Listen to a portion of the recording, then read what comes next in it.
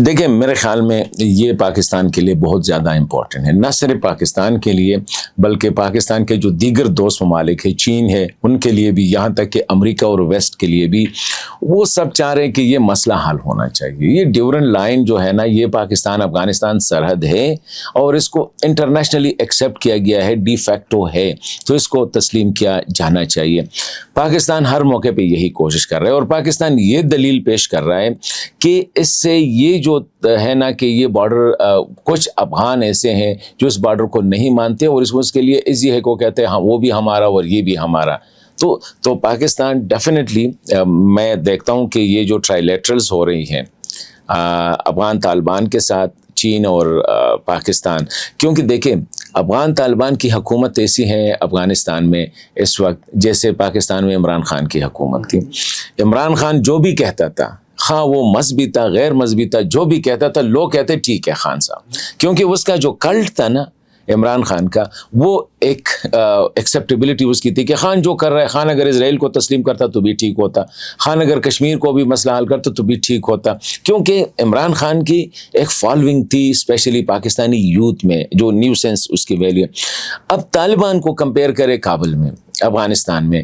طالبان کی ایسی حکومت ہے کہ وہ جو کرتے ہیں اس سے کوئی پوچھنے والا نہیں ہے۔ وہ اس کے پیچھے ایک دو دلیلیں ہوتی ہے، افغان اسلام،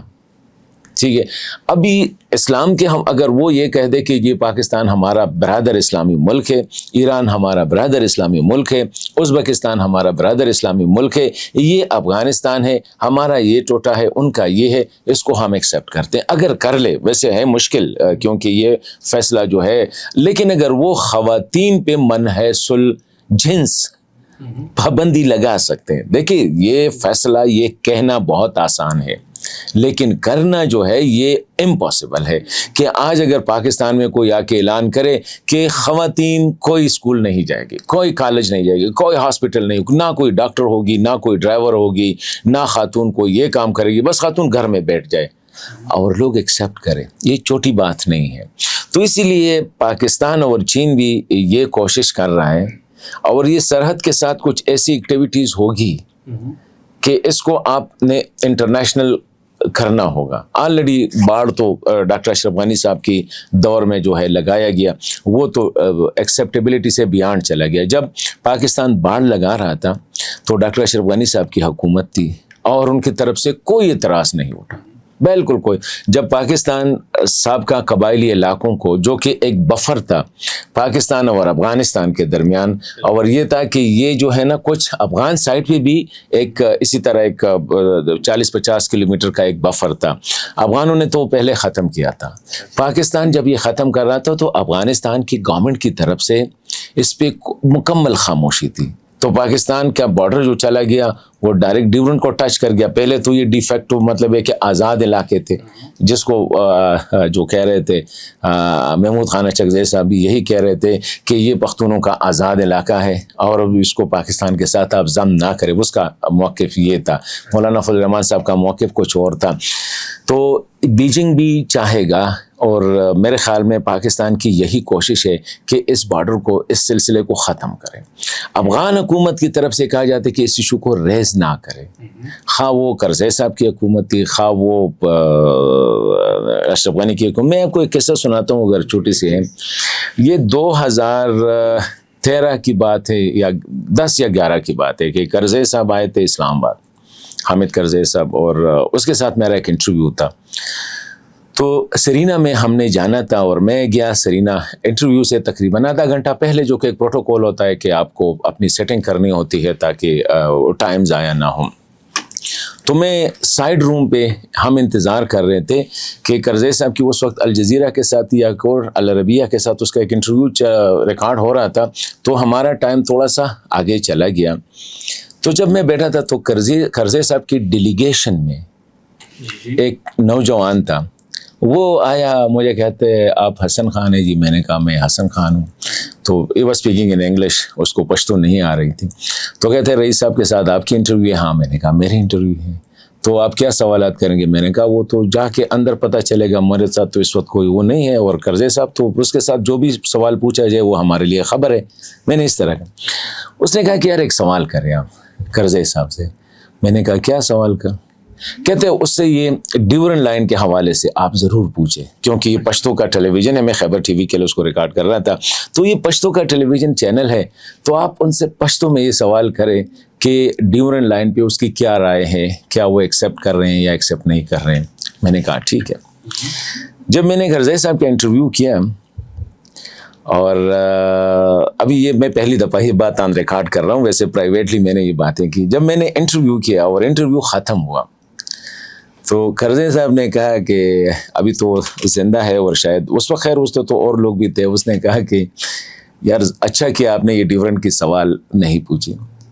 میں نے کہا کہ شکر ہے آپ نے ڈیورنٹ پہ سوال نہیں پوچھا، مطلب یہ کہ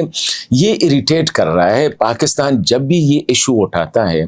تو کابل میں جس کی بھی حکومت ہو، خواہ وہ حامد کرزئی صاحب تھے، خواہ وہ مجاہدین تھے، خواہ وہ اشرف غنی صاحب تھے، خواہ ایون وہ طالبان ہے، تو ان کو اریٹیشن ہو رہی ہے کہ یار اس ایشو کو نہ چھیڑے۔ پاکستان کہتے ہیں نہیں مہر لگانی، افغان انہیں بیہائنڈ دا ڈور تو وہ کہہ رہے ہیں سب کہ یار بارڈر ہے، ہم مان رہے ہیں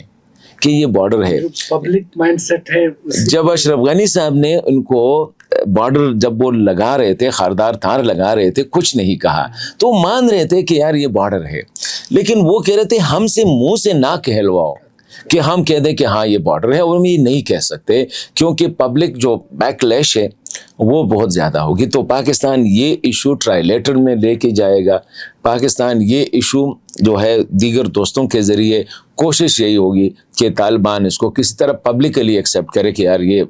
ہے بارڈر۔ تو اسی لیے یہ ایک بڑا ٹرکی ایشو ہے بارڈر کا۔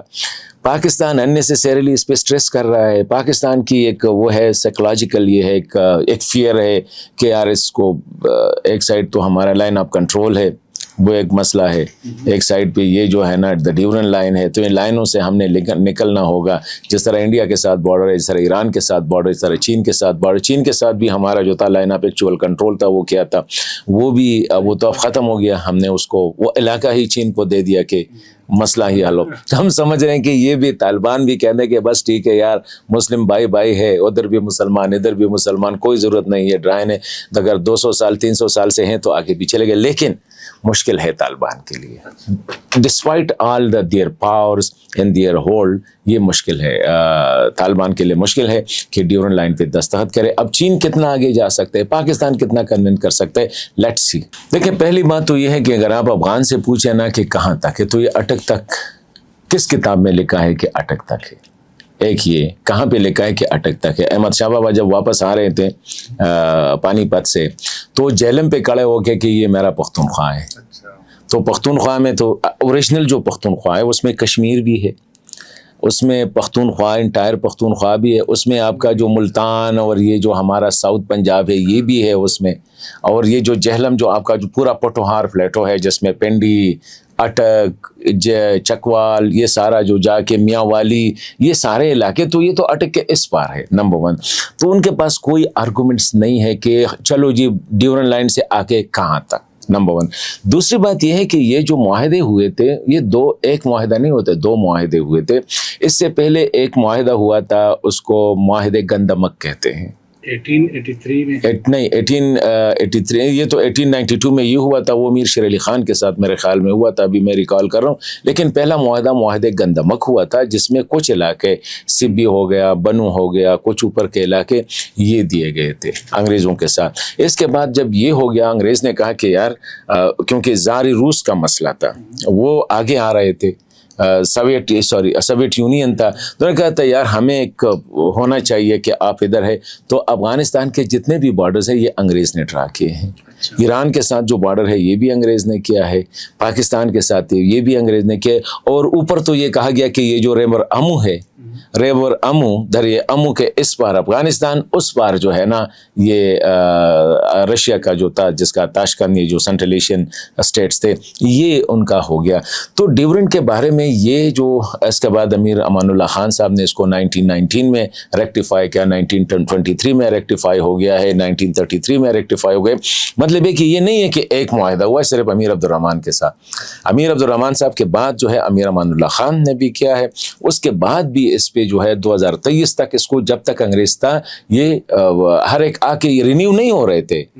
वो कंटिन्यू, जिस तरह एक फॉरेन ऑफिस का स्टेटमेंट होता है ना, कंटिन्यूएशन ऑफ डेट, और इसमें एक जगह पे है कि बाकी मुआहदे तो ख़त्म हो गए, ड्यूरन वाला ये रहेगा। तो कोई इस तरह नहीं है, क्योंकि देखें जब पेशावर में आपका कॉन्सुलेट है, जब क्वेटा में आपका कॉन्सुलेट है, तो आप एक्सेप्ट कर रहे हैं ना कि ये उनका इलाका है पहले तो, और जब है आपका बाकायदा आना जाना तो ये कबाइल के लिए ठीक था, ये तो एक ऐसी डिस्प्यूटेड टेरिटरी, तो अफगान के साथ कोई लॉजिक, कोई लीगल वो भी नहीं है। देखिए मैं एक बात, ये ड्यूरन का जो मसला है ये पॉलिटिकल मसला है, ये लीगल नहीं है, ना ये जोग्राफियाई है। अगर ये लीगल होता या जियोग्राफिकल होता तो अब तक अफगानिस्तान किसी इंटरनेशनल फोरम पे उसको रेस कर देता, लेकिन कभी नहीं किया है। तो इसलिए ये पॉलिटिकल इशू है और वक्तन फवक्तन इसको रेस किया जाएगा। जो भी अफगानिस्तान में अनपॉपुलर गवर्नमेंट होगा वो इसको रेस करेगा, और जब पॉपुलर गवर्नमेंट आ जाएगी, जिस तरह मतलब ये कि मजबूत हुकूमत आ जाएगी तालिबान, तो ये बैक बर्नर में जाएगा। तो ये एक नेशनलिस्टिक है, और इस पे अफगान भी तकसीम, मतलब ये कि वो जो ताजक, उज़्बक, हज़ारा, उसके साथ जिस तरह पाकिस्तान में कुछ कौमों का मतलब एक बॉर्डर पे, इसी तरह वो भी इस पे है कि फिर ये बहुत ज़्यादा फ़र्क आई है। वो अगर आप देखें तो पाकिस्तान का पश्तून बेल्ट और अफ़गानिस्तान का पश्तून बेल्ट में बहुत ज़्यादा फ़र्क है, इसमें कोई, लेकिन चलो ठीक है, हमें कौमों की तारीख़ में ये चीज़ें आती रहती है, लेकिन ये बॉर्डर जो है ये मैं नहीं देखता हूँ कि ये किसी टाइम पे जो है, अगर पाकिस्तान अल्लाह न करे टूट भी जाए तो फिर भी ये अफ़गानिस्तान का हिस्सा नहीं बन सकता।